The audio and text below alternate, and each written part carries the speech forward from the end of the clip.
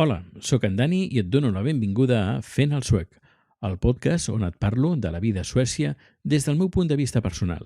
Aquesta setmana hem viscut una de les festivitats més estimades del calendari suec, el Midsummer, o el solstici d'estiu.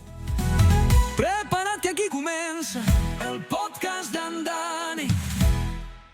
A diferència del que passa en altres llocs, on la nit de Sant Joan és la protagonista, aquí el que realment marca l'estiu és aquest cap de setmana de juny, on absolutament tot gira al voltant del dia més llarg de l'any. Aquest 2025, el Midsummer s'ha celebrat el divendres 20 de juny, tot i que tècnicament el solstici ha estat el 21. Però ja se sap, aquí sempre la gent s'adapta al cap de setmana per aprofitar-ho al màxim.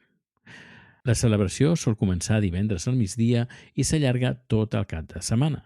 Les ciutats es buiden i tothom marxa cap a les cases d'estiueig, zones rurals o prop del mar. És com una migració massiva i tranquil·la. El país es para literalment i si ets turista i no ho saps, et pots trobar amb tot tancat, farmàcies, supermercats i fins i tot el transport públic es troba reduït. El centre de la celebració és el Midsommerstone, el pal de Midsummer, decorat amb fulles i flors, que es planta al mig d'un prat verd. Allà es balla en cercle, sovint al ritme de cançons tradicionals com la de les granotetes. Sí, has sentit bé. On petits i grans es posen a fer salts al voltant del pal, tot imitant amfibis. Si no ho has vist mai, pot semblar surrealista, però aquí és tradició pura i dura. Aquest any nosaltres hem celebrat el Midsummer amb els veïns del barri. Cadascú va portar plats típics del seu país i la veritat és que va ser un gran encert. Nosaltres vam posar el toc hispano-tailandès, jo vaig fer una paella, com no, i en Chad va cuinar un curri verd espectacular. El contrast amb els plats suecs és curiós perquè, sincerament, aquí el menjar de Midsummer és gairebé el mateix que serveixen per Nadal, a Pasqua i fins i tot a la festa del cranc, que ja en parlaré al mes d'agost. Sempre trobes sil marinat, patates bullides a manet, crema agra, ceba tendra, formatge dur, mandonguilles sueques i de postres, el que sí que és una miqueta més especial per l'època de l'any, són les maduixes amb nata. És com si els suecs fossin una mica, infantils amb el menjar.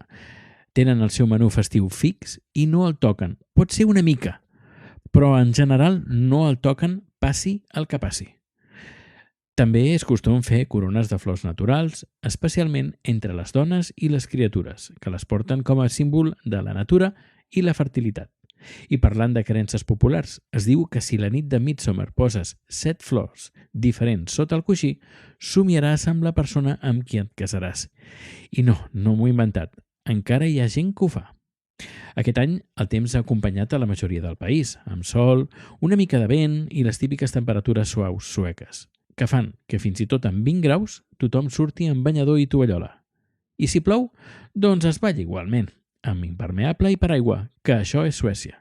Doncs bé, gràcies per escoltar aquest episodi. Si t'ha agradat, et convido a subscriure't i compartir-lo. Fins la propera i Glad Midsummer, encara que sigui en retard.